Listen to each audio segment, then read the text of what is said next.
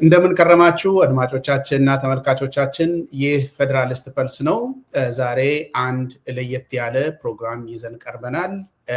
የምርጫ ጦርነትና ያንዣበበው አደጋ የሚል በመጀመሪያ የምርጫ ጦርነት የሚባል ምንድነው የሚለውን ትንሽ ማብራራት ሞክራለሁ። ከዛ በፊት ግን እንደምታውቁት ምናልባትም እየሰማችሁ እንዳላችሁት በነገው ዕለት ኢትዮጵያ ውስጥ ምርጫ የሚል ድግስ ተደግሷል። ይሄ ነገር በማንኛውም ሚዛን ምርጫ ሊባል እንደማይችል በተለያዩ አገራት ያሉ የሚዲያ አውታሮች በግልጽ የተናገሩት ጉዳይ ነው። የሀገሪቷ ህዝቦችም በግልጽ የሚያውቁት ጉዳይ ነው።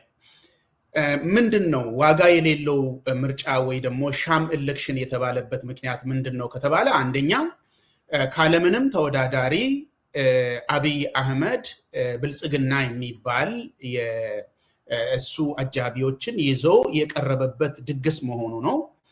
በሁሉም የሀገሪቷ ክልሎች በሚያስብል ሁኔታ ተወዳዳሪ ፓርቲዎች የሉም።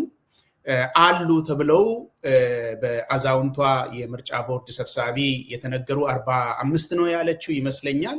እነዛ በጠቅላላ ብልጽግና ራሱ የፈጠራቸው ናቸው። ገንዘብ ከፍሎ ተወዳዳሪዎች ናቸው ተብለው የቀረቡ ናቸው። ከዛ በተረፈ በተለይ በአማራ ክልል እና በኦሮሚያ ይህ ነው የሚባል ተወዳዳሪ ፓርቲ የለም። ኦሮሚያ ውስጥ አንድም ተወዳዳሪ የለም እንዳይባል ኦነግና ኦፌኮ በፍንፍኔ በዋና ከተማው ጥቂት ተወዳዳሪዎችን እንዳቀረቡ እና ይህንንም ያቀረቡበት ምክንያት ከምርጫው ከወጣን ጭራሽ ከአገሪቷ የፖለቲካ ፓርቲዎች መዝገብ እንሰረዛለን የሚል ፍራቻ እንደደረሰባቸው እና በዚህ ምክንያት ሰዎችን ማቅረብ ግድ እንደሆነባቸው ተናግረዋል። በትግራይ ምርጫ የሚባል ነገር የሚሞከርም አይደለም። ሰውየውም እዛ አካባቢ ሄጄ የሆነ ነገር እሰራለሁ የሚል ግምት የለውም። ስለዚህ በትግራይ ምንም ምርጫ የሚባል ነገር የለም። እዛ ህዝቡ በ2020 የመረጠው መንግስት ቦታውን ይዟል። ያ መንግስት ነው ክልሉን እያስተዳደረ ያለው።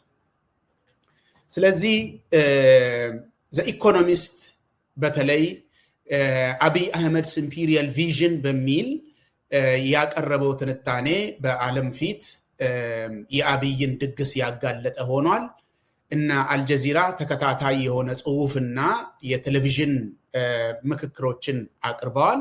በዚህም ሁሉ ከአገር ውስጥም ጭምር የሚናገሩ ሰዎች ይሄ ምርጫ ዋጋ ያለውና ምርጫ ነው ተብሎ የሚጠራ ነው ብሎ የተሟገተ ሰው እስካሁን የለም።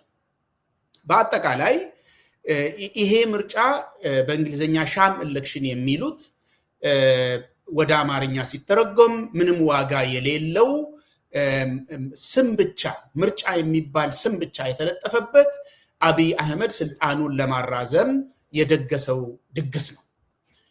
ይሄንን ሁሉም ኢትዮጵያውያን የሚያውቁት ጉዳይ ነው። በብልጽግና ፓርቲ ውስጥም ያሉ ሰዎችም ጭምር የሚያውቁት ነገር ነው። ነገር ግን ይሄ ምርጫው ዋጋ የለውም ማለት ምርጫው ምንም አይነት ልዩነት አያመጣም ማለት አይደለም። እሱን በኋላ አወራለሁ። ምርጫው ዋጋ የለውም ማለት ዴሞክራሲያዊና በኢትዮጵያ በአፍሪካም ስታንዳርድ ራሱ ተአማኒነት የለውም ማለት ነው። ተወዳዳሪዎች ስለሌሉበት፣ የውድድር ሜዳ ዝግ ስለሆነ፣ መወዳደር የሚችሉ የፖለቲካ ፓርቲዎች ወይ የፈረሱ ወይ የተገዙ ወይ ከአገር የተባረሩ ወይ መሪዎቻቸው የተገደሉባቸው ናቸው። ስለዚህ ተወዳዳሪ ነኝ ብሎ የቀረበው አንድ ለናቱ የሆነው ብልጽግና ፓርቲ ብቻ፣ ሌላው የለም። ስለዚህ ቅድም እንዳልኳችሁ የምርጫ ጦርነት የሚለውን ነገር ትንሽ አወራለሁ። የምርጫ ጦርነት ማለት ምን ማለት ነው የሚለውን ማለት ነው። የምርጫ ጦርነት የሚባለውን ነገር የመረጥኩት ይሄ ምርጫ በተለይ በአማራና በኦሮሚያ ክልል በጦርነት ስለታጀበ ነው። አንደኛ በኦሮሚያ ክልልና በአማራ ክልል ያሉ አማጺዎች ፋኖና የኦሮሞ ነጻነት ሰራዊት በመግለጫ ጭምር መንገድ ዘግተናል ብለው የተናገሩበት ጊዜን ላይ ነው ያለነው። ፋኖ ይሄ ምርጫ የሚሳተፍበት ለአስፈጻሚነት የሚንቀሳቀስ ሰው ለህይወቱ ላይ ለሚደርሰው አደጋ ተጠያቂነት ራሱ ነው የሚሆነው የሚል መግለጫ ካወጣ ብዙ ሳምንታት ተቆጥረዋል እና በአማራ ክልል በተከታታይ ጦርነት እየተካሄደ ስለሆነ ይሄ አብይ አህመድ ራሱን ለማደስ ስልጣኑን ለማራዘም የሚያደርገውን ድግስ ለማጀብ ወደ አማራ ክልል የሚመጣ ማንኛውም ሰው ለህይወቱ ተጠያቂ ራሱ ነው የሚሆነው የሚል መግለጫ ቆይተዋል ካወጡ። በኦሮሚያ ክልል ደግሞ 2 ቀን በፊት ኦኤልኤ መግለጫ አውጥቷል። ኦኤልኤ መግለጫ ሲያወጣ አንደኛ ምርጫ ዋጋ እንደሌለው፣ ሁለተኛ ደግሞ በኦሮሚያ ውስጥ ያሉ አውራ መንገዶች ዝግ እንደሚሆኑና ከአምቡላንሶች ውጪ መንቀሳቀስ አደጋ እንደሚያመጣ መግለጫ አውጥተዋል። ይሄ እንግዲህ በመግለጫ ደረጃ ነው። በተጨባጭ ደረጃ መሬት ላይ ያለው ነገር ደግሞ ምንድነው የሚለውን ነገር ማየቱ ይሄ የምርጫ ጦርነት ምንድነው እኔ ያልኩትን የሚገልጽ ነው። በአገሪቷ ውስጥ ያለ ሰራዊት በሙሉ ምርጫን አስፈጽማለሁ፣ የምርጫ አስፈጻሚ ሆኜ እሰራለሁ ተብሎ ትዕዛዝ ተሰጥቶት ተሰማርቶ ነው ያለው። ከትግራይ በስተቀረ በሁሉም አገሪቷ ክልሎች የመከላከያ ሰራዊት የሚባለው የአብይ አህመድ ጦር፣ የክልል ሰራዊቶች፣ ፖሊሶች፣ ሚሊሻዎች፣ በአጠቃላይ የአገሪቷ የደህንነት ተቋማት የሚባሉት ጠቅላላ ታጣቂ ኃይል አገሪቷን ወረው ነው ያሉት። በአሁኑ ሰዓት ትዕዛዝ ተሰጥቷቸው ይሄንን የሚመለከት ሰው የሆነ ብሔራዊ አደጋ አገሪቷ ላይ አንዣቧል ብሎ ሊያስብ ይችላል። በተለይ የውጭ ተመልካች መከላከያ ሰራዊት ከነሙሉ ትጥቁ ወደ አገሪቷ ሲበተን ምንድነው ምን አደጋ አጋጠመ ብሎ ሊመለከት ይችላል። ሰራዊቱ የተበተነው ግን ትዕዛዝ ተቀብሎ የምርጫ አስፈጻሚ ሆኖ ነው። ምክንያቱ ምንድነው? በተለይ በኦሮሚያና በአማራ ክልሎች ታጣቂዎች አብዛኛውን የሁለቱን ክልሎች ገጠር ቀበሌዎች ስለሚቆጣጠሩ ምርጫን እናስፈጽማለን በሚል ምርጫን ማስፈጸም ታዲያ የምርጫን ደህንነት ማስጠበቅ ታዲያ ምን ከፋ ጥሩ አይደለም ወይ ልትሉ ትችላላችሁ። ምርጫን ለመጠበቅ ቢሄዱ ወይ ደግሞ የምርጫን ለማስፈጸም ወታደሮች ቢንቀሳቀሱ ጥሩ በሆነ ነበር። ነገር ግን ምርጫው ራሱ የሚመረጥ ነገርና የሚያስመርጡት ኃይሎች ራሳቸው የሉ። ምንድነው የተፈጸመው? ካለፉት ጥቂት ቀናት በተለይ በኦሮሚያ ሚሊሻዎችና ወታደሮች ተሰማርተው በግድ ካርድ ተከፋፍለው ነበር። በፊት ካርድ ላከፋፈሉላቸው ሰዎች ኑ ካርድ መልሱ ብሎ ሚሊሻ እየሰበሰበ ነው። ይሄ እንደዚህ ነው እየተደረገ ያለው። ካርድ እየተሰበሰበ ነው። በግድ ካርድ የተቀበሉ ሰዎች ራሳቸው ካርድ እየመለሱ ነው። ስለዚህ ምንድነው የምናደርገው ብለው ሲጠይቁ ምርጫ ጣቢያኑና ካርዳችሁን እዛ ተቀበላላችሁ ነው። በአጭሩ እየተደረገ ያለው ነገር ነገ የሚሰጥ ድምጽ የለም።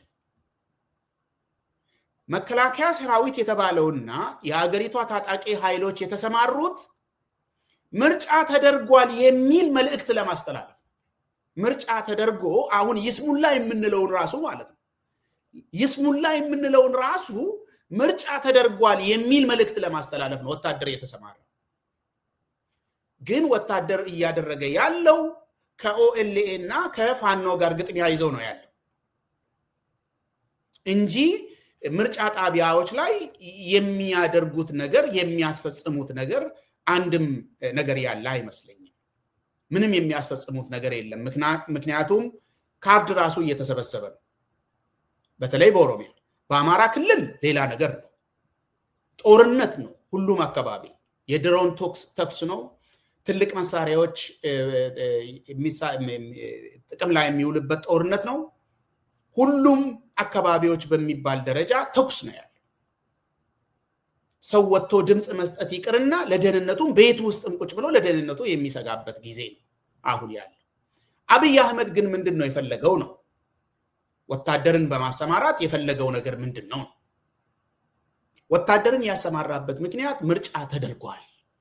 ይሄው ደህንነቱን አስጠብቄ፣ አዎ አደጋ አለ፣ ግን ያንን አደጋ የተቋቋምንበት መንገድ አለ።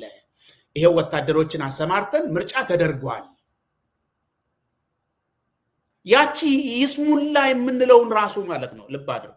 አሁን ሁሉም ሰው የሚናገረው ነገር ምንድነው? የይስሙላ ነው ይላል። አሁን የይስሙላ ምርጫ ራሱ የሚደረግበት ሁኔታ የለም ሀገሪቷ ውስጥ።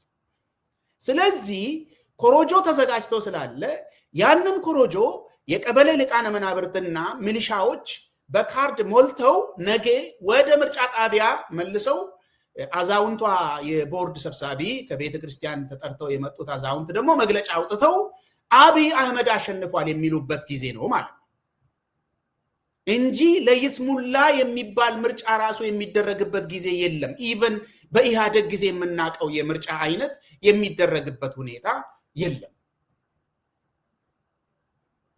ስለዚህ እየተደረገ ያለው ይሄን እስኪ ከብርሃኑ ጁላ ከብሬ እንስማ። እስኪ ምን እየተደረገ ነው የሚለውን እስኪ እንስማ።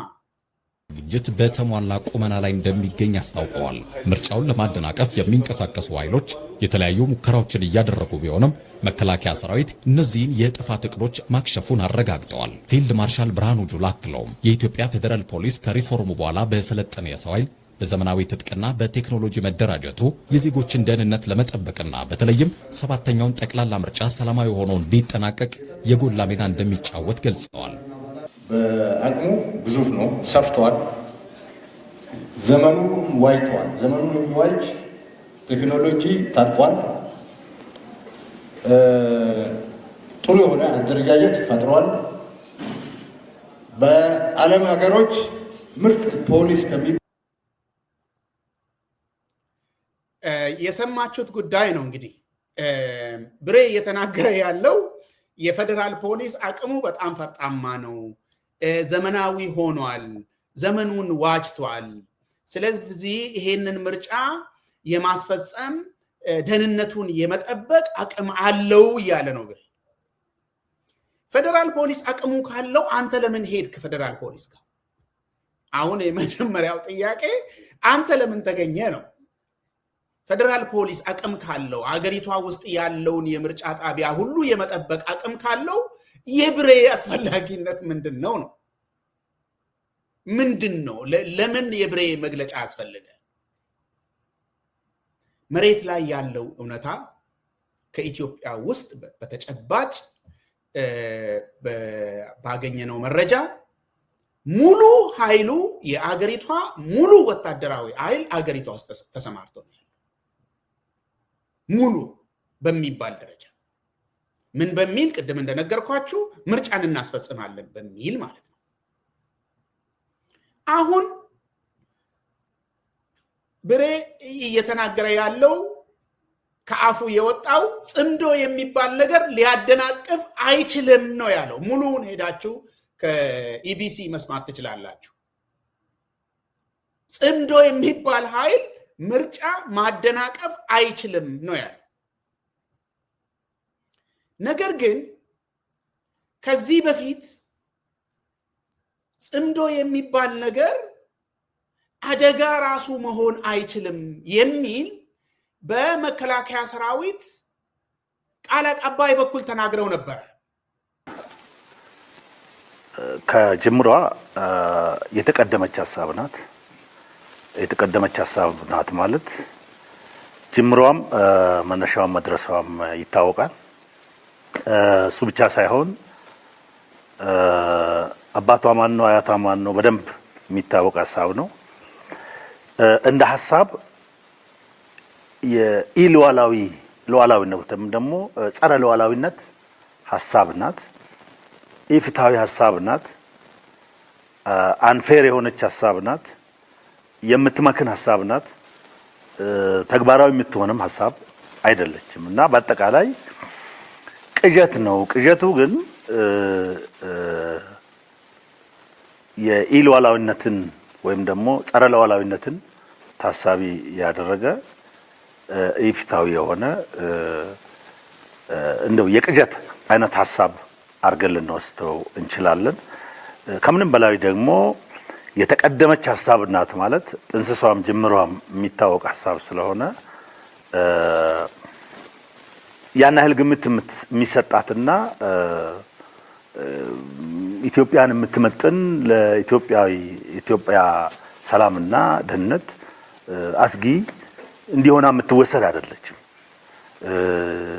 ክፋቷን ግን እንደ ክፋት ቅድም እንዳልኩት የጸረ ሉዓላዊነት ሐሳብ መሆኗ በደንብ መታወቅ መቻል አለባት እና የእነዚህ ስብስቦች እንደ ስብስብ አንድ ላይም የማይሄዱ የተለያየ ማንነት ያላቸው ለምሳሌ እንደ ምሳሌ ቢጠቅሰው የሆነ ያረጀ በሬና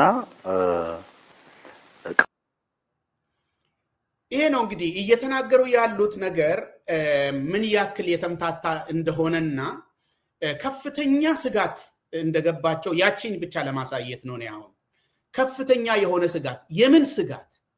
የጦርነት ስጋት፣ የምርጫ ስጋት አይደለም ያለው ስጋት፣ የምርጫ ስጋት አይደለም፣ የጦርነት ስጋት።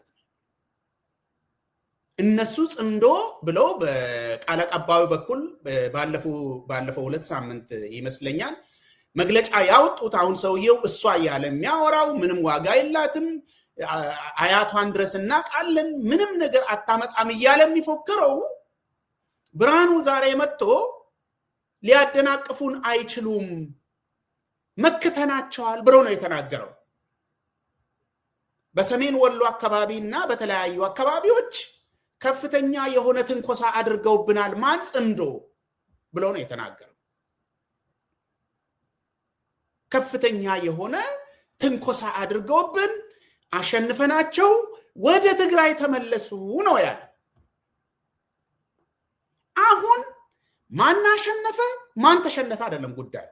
ሲጀመር ከነብርሃኑ አይነት ዋሾ ማን አሸነፈና ማን ተሸነፈ ምን ለቅመበት ሁኔታ አይደለም ያለው። ምክንያቱም እነብርሃኑ ጓደኞቹም ወታደሮቻቸው ተመተው ተበትነው ተሸንፈው ከትግራይ ሲወጡ የተናገሩትን ነገር እናስታውሳለን። ፎቶሾፕ ነው ባጫ ደበሌ ማለት ነው። ፎቶሾፕ ነው፣ አልተሸነፍንም፣ የትግራይ አርሶ አደርን ሙከራ እንዲያደርግ የጥሞና ጊዜ ሰጠነው ነው የወጣ ነው የሚል ነው። ስለዚህ ከነሱ የምንሰማው ምንም እንደ አገር መከላከያ ሰራዊት አክብረናቸው የአገሪቷን ችግር የሚመለከቱና ለአገሪቷ ችግር የሚንቀሳቀሱ ለህዝቡ እውነት የሚናገሩ ናቸው ብለን ከነሱ የምንወስደው መረጃ የለም። ነገር ግን ስጋታቸውን ደግሞ ማየቱ ጥሩ። ለምንድን ነው የጽምዶ ስም የተነሳው ነው አሁን? ምክንያቱም ግብግብ ተፈጥሯል። የተፈጠረው ግብግብ የምርጫ ጉዳይ አይደለም። የጦርነት አደጋ፣ የጦርነት ደመና አገሪቷ ላይ ያንዣበበ ነው። የምርጫ ጦርነት ያልኩት እኔ ምርጫን አስፈጽማለሁ ብሎ ሲነሳ የአስፈጻሚነት አቅም አንሶታል አብይ። ምርጫን ማስፈጸም ማለት ነው ዜጎቹ ኑና ውጡና ተመዝገቡ ተብሎ ዜጎች እምቢ ብለው በግድ ካርድ ሲከፋፈል ነበረ፣ በማስፈራሪያ ካርድ ሲከፋፈል ነበረ፣ እርዳታ ለሚወስዱ ሰዎች በእርዳታ ሲከፋፈል ነበረ፣ ለአባላት በግዳጅ ሲከፋፈል ነበረ፣ አባላቶቻቸው ደግሞ ከሁለትና ከዛ በላይ ካርድ እንዲወስዱ ሲደረግ ነበር። ምን ለማድረግ? የምርጫ ቀን የይስሙላ ምርጫ ሰልፍ ለማሳየት ማለት ነው።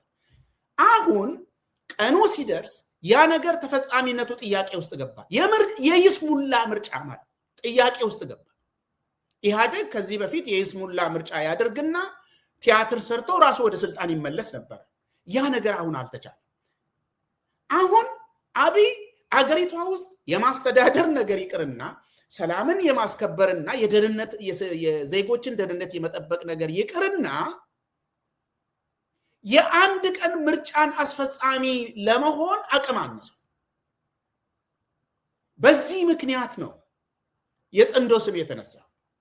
በዚህ ምክንያት ነው መከላከያ ሰራዊት በአገሪቷ በሙሉ አቅሙ አስታውሱ በትግራይ ጦርነት ጊዜ ምን አይነት የወታደራዊ እንቅስቃሴ እንደተደረገ አሁን እንደዚህ አይነት እንቅስቃሴ እንደተደረገ ምን ለማድረግ ምርጫ ተፈጽሟል የይስሙላን በሉት ምን በሉት ምርጫ ተደርጓል ለማለት ማለት አቅም አንሶታል። ያ አቅም ስላነሰው አቅም አለኝ የሚል መልእክት ለማሳየት ነው። ስለዚህ በምርጫ ስም አገሪቷ ውስጥ ጦርነት እየተካሄደ ነው። ምርጫን አስፈጽማለሁ አታስፈጽምም በሚል በአማራ ክልል ጦርነት ተፋፍሞ ነው ያለው። ጦርነት እየገጠሙ ነው ያሉት ፋኖና የአብይ ወታደሮች ማለት ነው። ብርሃኑ እንደነገረን ደግሞ ጽምዶና የአብይ ወታደሮች ማለት ነው።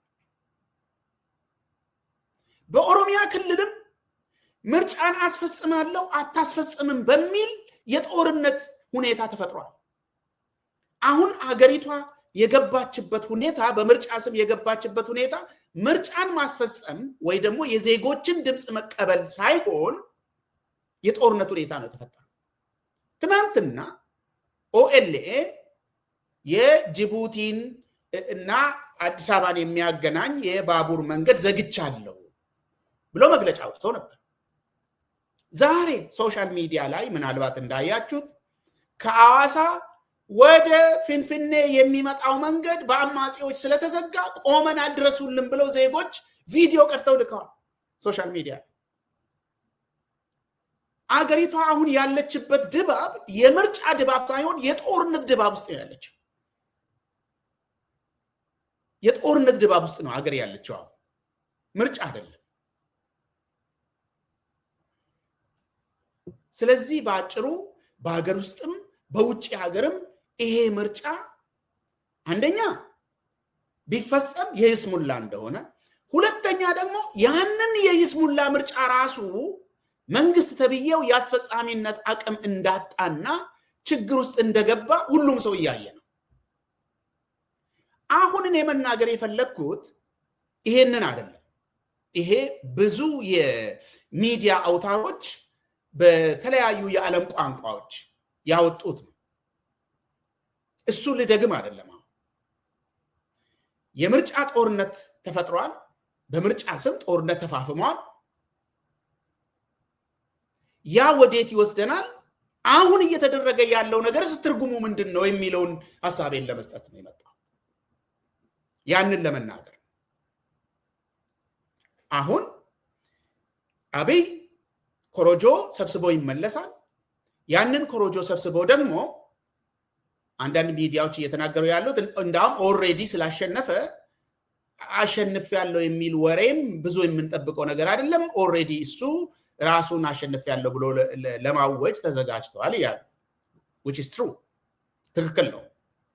እሱ ነገ ማታ እየጠበቀ ነው እንጂ ምርጫ አሸንፋለሁ ወይስ አሸንፍ ምን ከማን ጋር ተወዳድሮ ነው? ማን አለ? ማንም የለም። የይስሙላም ስለሌለ ማለት ነው። ይሄ ማለት ግን ዛሬ እየተደረገ ያለው በምርጫ ስም እየተደረገ ያለው ግብግብ አገሪቷ ላይ ለውጥ የለውም ማለት አይደለም። ይሄ ማለት በሚቀጥሉት ሳምንታትና በሚቀጥሉት ወራት በዚህ ምርጫ ተብዬ ስም የተደረገው ነገር ለውጥን አይጋብዝም ማለት አይደለም። ምርጫ ዋጋ የለውም ማለት ውጤት አይኖረውም ማለት አይደለም። ያንን ነገር እንድንነጋገር ነው የፈለግኩት። ስለዚህ ይሄ ነገር ምን እንደሆነ፣ ትርጉሙ ምን እንደሆነ፣ ምን ውጤት ደግሞ እንደሚያስከትል እሱም በአጭሩ እናወራለን ከሙዚቃ ሽግግር በኋላ።